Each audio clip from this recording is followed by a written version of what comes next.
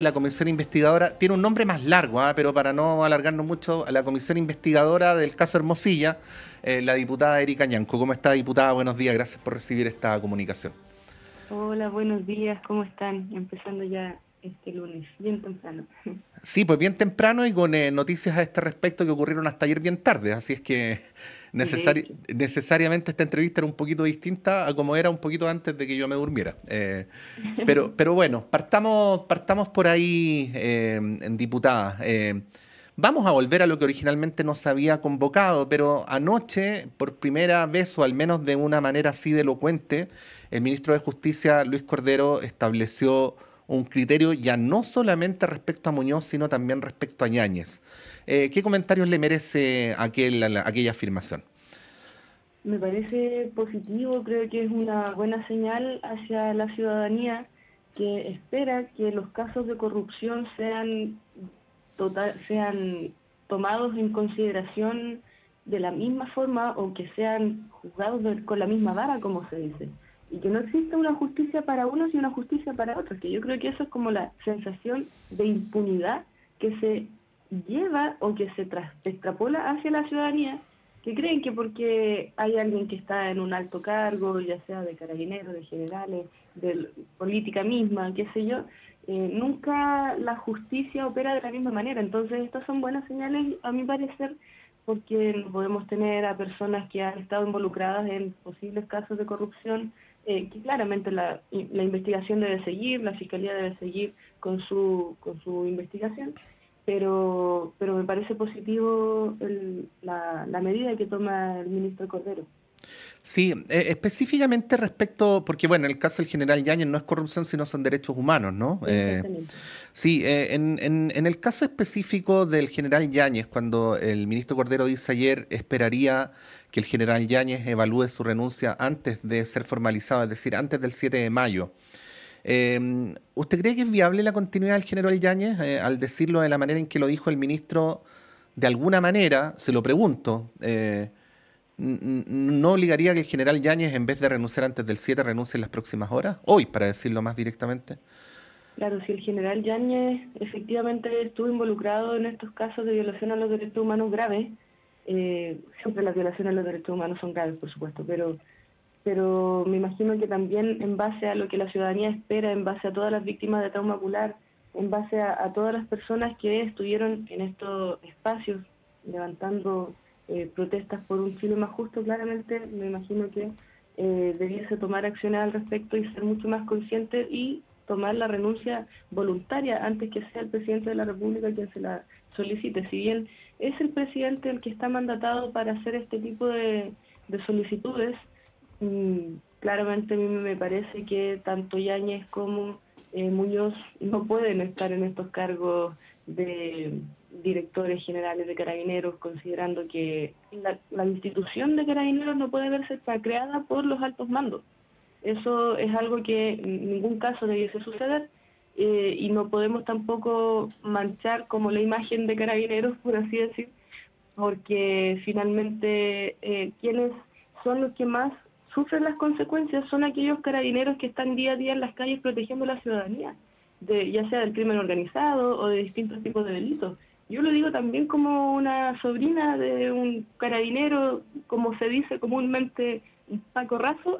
Ujú. Sé que esa palabra no es muy bienvenida, pero también lo digo como una sobrina de carabineros que fue asesinado por la delincuencia, por delincuentes en el año 98. Entonces, claro, uno como personas comunes, como entendiendo que mi tío también era un trabajador común, como un carabinero común que protegía a la ciudadanía de la delincuencia, claramente molesta que existan altos mandos de carabineros que estén involucrados, ya sea en casos de corrupción o en casos de violación a los derechos humanos, recordando además que hasta el día de hoy sigue siendo el caso más grande de corrupción en Chile, lo que sucedió justamente en las policías hace años atrás.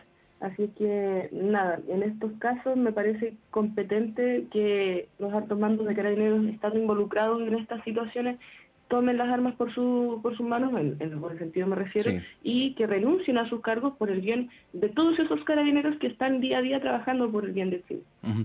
Volviendo al caso de la PDI o al caso Hermosilla, bueno, esto también es un coletazo, pero volviendo ya más directamente al caso Hermosilla, diputada. Eh, el general director de la PDI recién renunciado sucedió al anterior que a su vez tuvo que presentar la renuncia por corrupción. Eh, Su sucesor, de quien se habló muy bien en su momento, debió presentar la renuncia por el traspaso de información privilegiada o información secreta.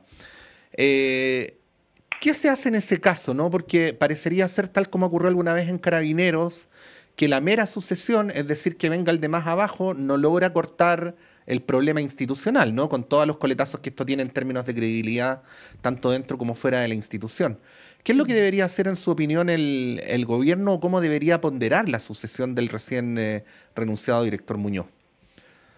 Bueno, claramente buscar a alguien que esté capacitado para tomar esta iniciativa y que demuestre con el ejemplo que los delitos de cuello y corbata tienen que ser sancionados como corresponde.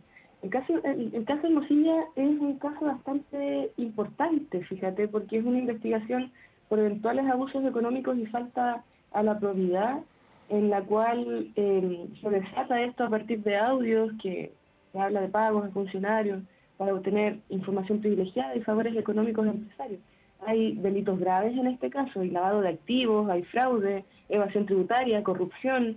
O sea, coimeaban a funcionarios para rebajarse las multas. Y esto parte porque una empresa de factoring requirió los servicios del abogado Hermosilla para tapar su fraude millonario, considerando además que Hermosilla fue el abogado de muchos actores conocidos, tanto dentro del mundo político como empresarial.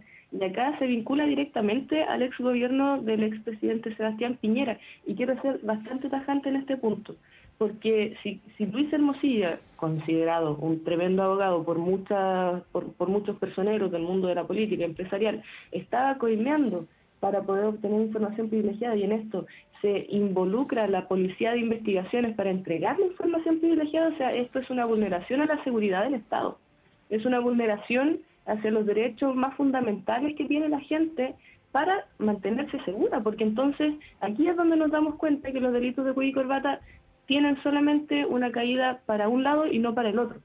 Y acá también quiero hacer un punto en específico. Recordemos que Luis Hermosilla fue el abogado del Ministerio del Interior en el ex gobierno del presidente Sebastián Piñera para condenar al Maxi Celestino Córdoba. Por Ujú. tanto, ¿dónde nos ubicamos?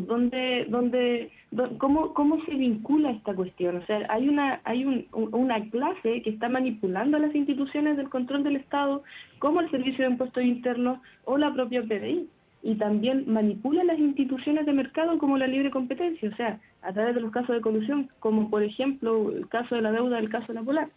Entonces, esta clase que tiene el control del Estado y del mercado opera injustamente. Y esa es la desigualdad con la que Chile se reveló en octubre del 2019, no necesariamente por un tema de acceso a bienes de consumo o de desigualdad salarial, sino también a este otro fenómeno de control que es mucho más profundo. Y por supuesto, volviendo al punto de donde se ubica el pueblo mapuche, por ejemplo. Ujú. Si el propio abogado Hermosilla fue el abogado querellante de este caso, entonces, ¿cómo vamos a entender este caso? ¿Dónde hay un ellos y un nosotros tan definido? Ya, o sea, ¿Cómo poder considerar? lo que usted está dando a entender, diputada, es que aquí hay un tinglado, ¿no? Hay un tinglado entre una Hermosilla que nunca quedó claro si era funcionario de gobierno o no era funcionario de gobierno. Exactamente. Ya, Y porque, además con los casos, con los nuevos antecedentes que recopiló CIPER y que lanzó ayer, creo, claro, o sea, hay distintos personeros involucrados justamente dentro del mundo de la política, hasta inclusive el mismo expresidente Sebastián Piñera con el caso Dominga, que fue tan mediático, ¿cierto? ¿Cómo quedan esos casos impunes? quedan impunes precisamente porque existen personas como Luis Hermosilla que contrata o que coimea a funcionarios públicos de gobierno, incluida la PDI. Entonces es un caso grave, es un caso que espero que no vuelva a suceder, y para que no vuelva a suceder, por supuesto que hoy día el gobierno tiene que tomar todas las medidas necesarias, pero también nosotros podemos hacer algo, los diputados al menos. Y esto significa aprobar la ley de delitos económicos, que es la ley de cuello y corbata que le llamamos nosotros, cuyo principal objetivo es atacar esta impunidad al establecer un estatuto diferenciado de determinación de penas para quienes cometan estos delitos. Por tanto, ahí tendríamos una herramienta legal para que los delitos económicos arriesguen también pena de cárcel, multas y distintas formas de inhabilitación, y que no sean más las clases de ética que son las que nos han venido enseñando durante tantos años. Le llama la atención que recordar que estamos conversando con la diputada Erika Ñanco, integrante de la comisión investigadora que se crea a partir de la conmoción pública que generó el caso Hermosilla. ¿Le llama la atención que el director de la PDI vaya a ser formalizado? Que el mismo ministro de Justicia ayer dio a entender que se venían más develaciones de alto impacto público en relación a la investigación, y que el abogado Hermosilla no tenga por el momento ningún tipo de medida judicial, cautelar, en fin? ¿Qué podría decir al respecto? Aquí es justamente donde nos faltan herramientas legales para que la Fiscalía pueda operar con celeridad en estos casos, porque nada nos dice tampoco que el abogado Hermosilla está en las mejores condiciones, o sea, que está, claro, o sea, hay un trato diferenciado, insisto. Y voy a hacer la comparación nuevamente con el pueblo mapuche. Celestino Córdoba Almachi, que fue un caso bastante cuestionado por lo demás, quien fue encarcelado con Luis Hermosilla como abogado del Ministerio del Interior, en ese momento el exministro Chadwick, quien lo contrató. Celestino Córdoba está en la cárcel, está privado de libertad. Y la derecha se ha opuesto tajantemente a que Celestino Córdoba pueda salir, por ejemplo, a su rehue o que tenga actividades ceremoniales propias de una autoridad ancestral. Celestino Córdoba, al ser mapuche o al ser maqui o al pertenecer al pueblo mapuche, está preso, mientras el abogado Luis Hermosilla, quien fue quien coimeó a funcionarios públicos, está no tiene medidas cautelares más que el arresto domiciliario. Sí. Por tanto, claramente existe una sensación de impunidad que tiene que ser atacada, y acá yo quiero hacerle un llamado también a los parlamentarios de derecha, insisto, quiero volver a la aprobación de la ley de delitos económicos, porque acá esta ley está parada en el Senado, y el senador Kast, que preside la Comisión de Seguridad en el Senado, la tiene parada. Esta ley de inteligencia económica también ayuda a levantar el secreto bancario. Por tanto, si nosotros levantamos el secreto bancario y tenemos una forma de poder perseguir los delitos de cuello y corbata con mayores herramientas legales, por supuesto que ahora tendríamos herramientas para poder mantener o tener a Luis Hermosilla y a todos los otros involucrados con sanciones que sean mucho más importantes, por un gesto no solamente de combatir la corrupción, sino también de combatir esta sensación de impunidad que existe en Chile. Así es que mi pregunta es, ¿a qué socios está defendiendo hoy día la derecha, entendiendo justamente que los partidos de derecha son los que más delitos de corrupción han tenido a lo largo de la historia de nuestro país? Por tanto, Chile no puede esperar más. La gente que nos está escuchando, que hoy día está llegando a sus trabajos, que va a la escuela, que está iniciando una semana laboral con todo el ímpetu y la necesidad de poder corregir los errores que tenemos como país, no puede seguir esperando. Y ese seguir esperando significa que todos los poderes del Estado, el Poder Ejecutivo, el Poder Legislativo y el Poder Judicial, tienen que actuar de manera conjunta para que estos delitos puedan ser atacados de la forma en la cual la ciudadanía espera que actúe. Diputado, usted señala directamente al senador Felipe Kast, ¿no? Claro, porque tiene parada ¿Y por qué la tiene parada en su opinión? ¿Perdón? ¿Por qué la tiene parada en su opinión? Bueno, en mi opinión, hay socios que la derecha está defendiendo, como se dice comúnmente, a rajatabla, y son esos socios los que no quieren que se vean involucrados en el momento en el cual esta ley se apruebe. O sea, lo que usted está diciendo es que la derecha, en particular el senador de Bópoli, Felipe Kast, está por omisión avalando la continuidad de la existencia de delitos económicos. Exactamente, si al final de todo esto, ¿cómo? ¿Quiénes más son los involucrados que han estado? Me imagino que deben haber muchas más personas, e inclusive me atrevería a decir, bueno, esto no lo puedo no tengo ninguna prueba, pero también lo digo con la responsabilidad que se merece. Es posible que existan personas involucradas de manera transversal. Yo no lo sé. La Fiscalía tendrá que investigar y seguir adelante con este proceso de investigación, y en el momento en el cual empiecen a salir más antecedentes, podremos ser capaces de verificar si es que esto es o no real. Pero de todas formas, independiente de si ha involucrado de manera transversal, al menos este gobierno ha sido bastante tajante con el decir caiga quien caiga en el momento uno en el cual se vieron involucrados hechos de corrupción con gente de nuestras mismas filas.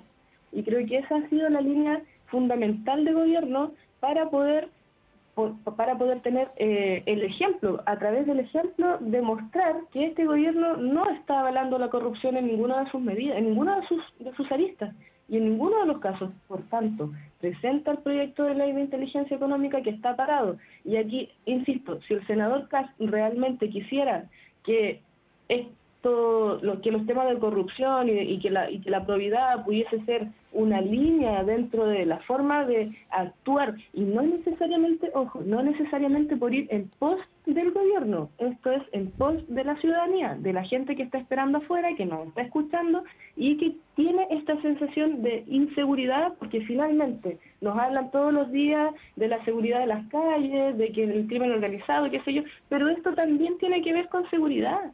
Tiene que ver con seguridad nacional, tiene que ver con la seguridad que nosotros le estamos brindando a nuestras nuevas generaciones.